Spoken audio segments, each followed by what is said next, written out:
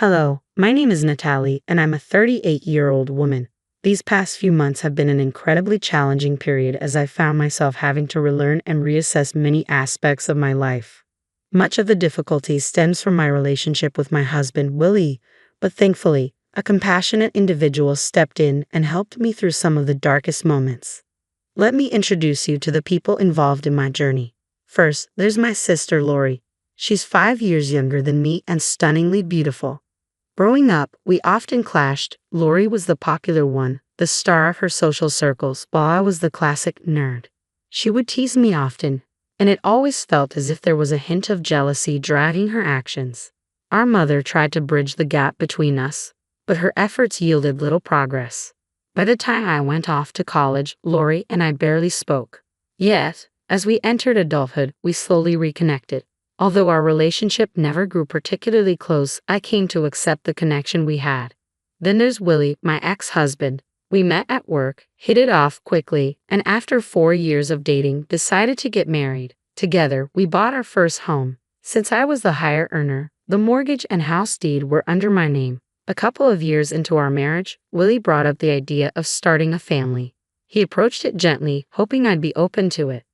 "Honey, I've been thinking," he began. "We've been together for a while now, and maybe it's time to consider having a family of our own." I sighed, knowing this conversation would come eventually.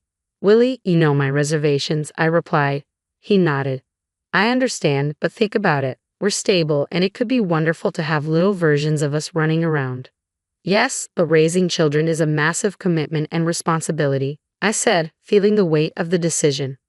Willie smiled. "And who's more hardworking and responsible than us?" Eventually, despite my hesitation, I gave in to Willie's request and we welcomed our son, followed by a daughter 4 years later. At first, Willie was a supportive partner, but before long, the balance in our relationship shifted dramatically. The responsibilities of home and childcare began to fall solely on my shoulders. After our son was born, Willie's career took off with a promotion, and he soon out-earned me. He suggested I leave my job to focus on our family. Reluctantly, I agreed, settling into the role of a full-time parent. To keep myself connected to the outside world, I started hosting dinner parties that often included my mother, Lori, and my mother-in-law, Amanda, especially when she was visiting. This new chapter brought some comforts. I cherished the extra time with my children and the regular visits from family. Even though my relationship with Willie seemed stable, a difficult birthing experience with our second child left me deeply scared, affecting our dynamic. Just when I thought I had finally adjusted, I made a disturbing discovery that shattered my sense of stability. One day, while tidying up our bedroom, I found a pair of women's underwear that didn't belong to me. My heart sank with a mix of shock and sadness. Was I no longer enough for Willie? The timing was especially painful. I was still recovering from our daughter's birth, barely a year past, and was seeing a therapist to work through my postpartum challenges. As I was beginning to make slow progress, the suspicion of infidelity felt like a devastating setback. Overcome with anger and betrayal, I needed answers. I snapped a photo of the underwear and sent it to Willie, asking for an explanation. Then, in a haze of desperation, I turned to his laptop, logging into the social media accounts and sifting through his messages. At first, there was nothing suspicious, no unfamiliar names or strange conversations, which only deepened my confusion and unease. As I dug deeper into his digital life, I braced myself for what I might uncover. I scoured through Willie's messages, digging into every conversation, hoping against hope that I wouldn't find anything incriminating. His chats were mostly with familiar contacts, and although my sister Lori's name kept popping up, it didn't alarm me at first. Why should it? I'd never thought twice about my husband and sister exchanging messages, but a nagging feeling told me to look closer, and what I discovered left me reeling. Their messages were filled with intimate photos, affectionate videos, and declarations of love. They even discussed plans for Willie to leave me. My stomach twisted as I read on, trying to process the betrayal from my own sister. We'd had our ups and downs over the years, but I never imagined she would hurt me like this. Feeling sick and betrayed, I tried calling Willie, but he didn't answer. So I called Lori instead. "Hey, what's up?" she answered casually. "But what's up me, Lori?" I said, my voice trembling with anger. "How could you?" She sounded confused. "I don't know what you mean." "Well, I found a pair of your underwear in my bedroom." Have you been sleeping with Willie? My voice cracked as I spoke the words. Her response was chillingly nonchalant. Yeah, for a while now. Why? I asked, barely able to breathe. You're my sister. Didn't that make you think twice? She had an absurd excuse ready. Look, I thought I was helping you out. I was keeping Willie busy so you could focus on the kids. I couldn't believe what I was hearing. Are you serious? That's the dumbest thing I've ever heard. You're tearing our family apart. I just want what's best for Willie. If I'm the best for him, then so be it, she said, her words hitting me like a slap in the face. You're disgusting, I spat before hanging up, unable to fathom her audacity. Alone and devastated, I lay in bed, tears streaming down my face as I tried to process the magnitude of the betrayal from the two people I trusted most. Later that night, my youngest daughter woke up crying. I held her, moving through our routines mechanically, my mind numb with grief. I kept my distress hidden from the children. They didn't need to carry the weight of adult problems. I picked up my older child from school, made dinner, and answered their innocent questions about their dad's absence with a fabricated story about him working late. As night wore on, my anger shifted to worry. It was nearing 10 p.m., and there was still no sign of Willie. I called him repeatedly, but he didn't pick up. Desperate, I dialed Lori, but she too was unreachable. Exhausted and overwhelmed, I eventually fell asleep, clinging to the hope that this was all just a nightmare. Morning brought a harsh reality. Willie's absence was undeniable, and a quick look around the bedroom confirmed my worst fears. Most of his belongings were gone. He'd left in the night without a word, without any attempt at closure. Stunned and heartbroken, I knew I had to push through my pain. My children needed me, and I was determined to protect them from the fallout of this betrayal. I got the kids ready, dropped my eldest off at school, and took my youngest to my mother's house. The moment I walked in, my mom sensed something was wrong.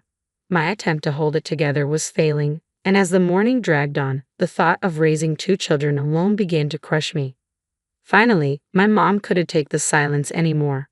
Okay, I've had enough of this. What's going on? She asked, her voice firm. Gathering my courage, I started from the beginning. I found out Willie's been cheating on me.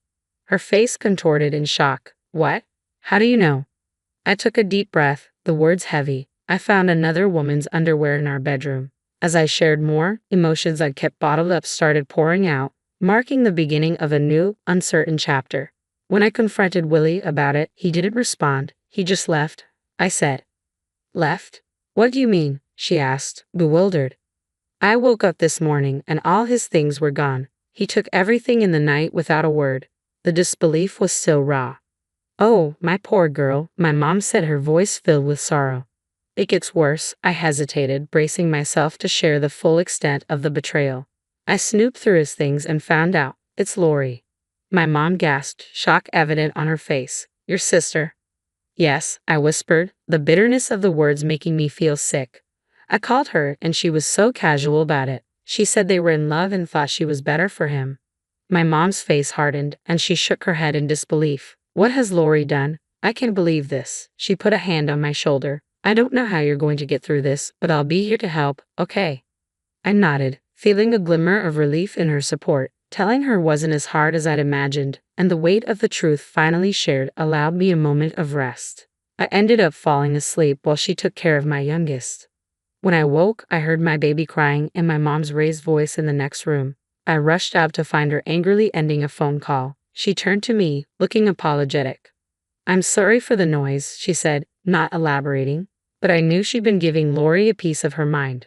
Over the next few days, Mom stayed with us. She even asked me to block Lori on her behalf, choosing to shut out the one who had hurt us so deeply.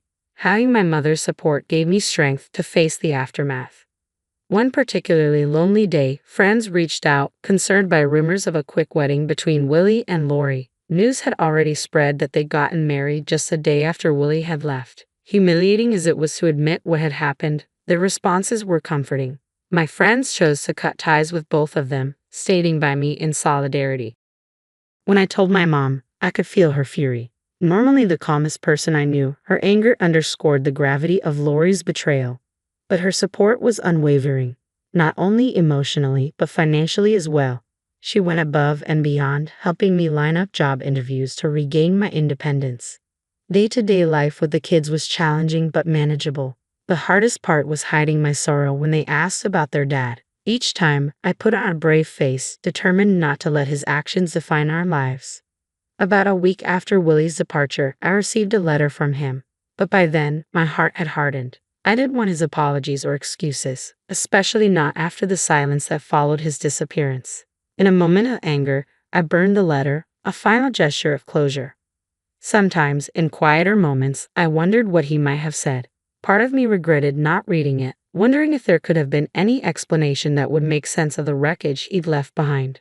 But the decision was made, and I resolved to let the past go. I had to move forward, focusing on rebuilding a life for my children and myself amidst the turmoil. I often reminded myself that nothing Willie could have written in that letter would change how I felt or undo the damage he'd caused.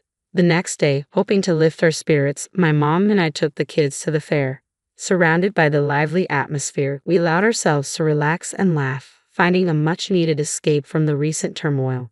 Later that evening, as we unwound with a glass of wine, I mentioned the letter. "Something came in the mail last night," I began. "Oh, what was it?" she asked, her curiosity piqued. "A letter from Willie." "What did it say?" she asked, assuming I'd read it. "I don't know. I didn't open it," I admitted. "You didn't open it?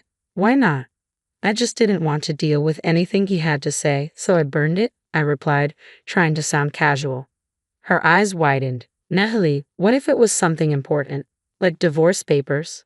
"It didn't look official at all. I'm pretty sure it wasn't that," I reassured her. "Well, if you're certain, what do you think he wanted to say?" "Probably a weak apology or something about wanting his things back." "I wouldn't be surprised," I said, brushing off the nagging thoughts about the letter's contents. She paused, then shifted her gaze back to me. "How are you feeling about everything now?" "Today was a good day, but it's hard. Especially when the kids keep asking about their dad. I don't even know what to tell them," I admitted, feeling the weight of the situation creep back in. "It's okay if it's still hard, as long as it's getting a bit better. And I want you to know, I'm here for you, always," she said. She hesitated, then added, "I'm planning to cut ties with your sister. Everything I have will go to you and the kids." "Oh, Mom, that means so much, but are you sure?" "Lori's still your daughter," I replied, realizing the magnitude of her decision. "She may be my daughter, but what she did was unforgivable. I raised both of you better than this, and she clearly didn't care," she said, her voice resolute. "She's no longer my daughter in my eyes." It was a harsh decision, and while I understood, I knew it couldn't have been easy for her.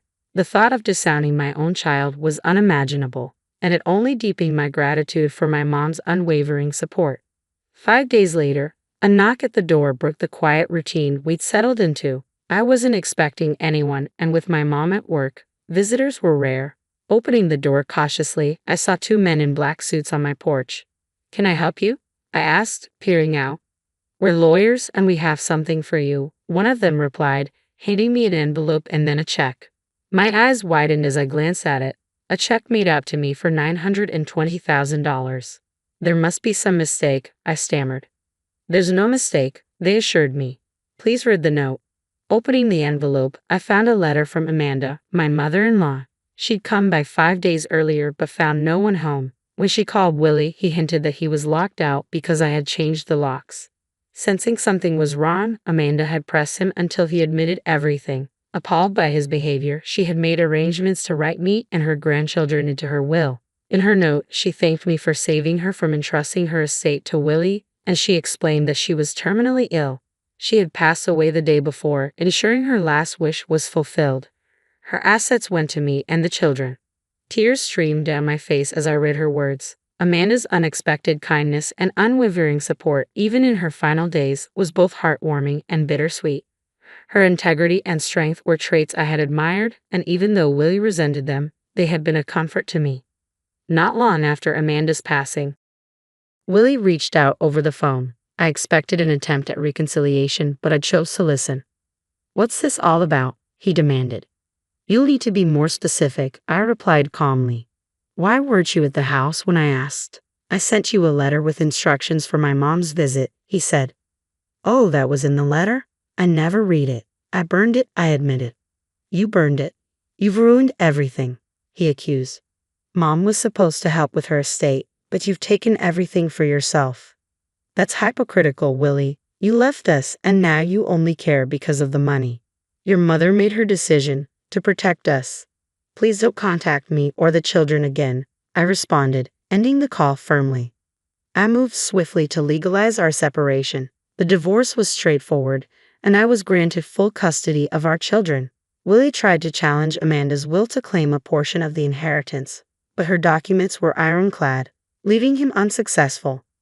Willie and Lori continued to harass me, hoping I'd relent, but I stayed resolute in my decision. The inheritance allowed me to secure my children's future, fund their education, and make sound investments to ensure our stability. It also gave my mom the chance to retire comfortably. I returned to work, and although it was a challenging adjustment for the kids, we found our new rhythm. In time, when they're mature enough, I'll share the full story with my children. Though the memories still carry some pain, I'm optimistic about the future. There's a sense of promise in the road ahead, and I'm confident that brighter days are on their way.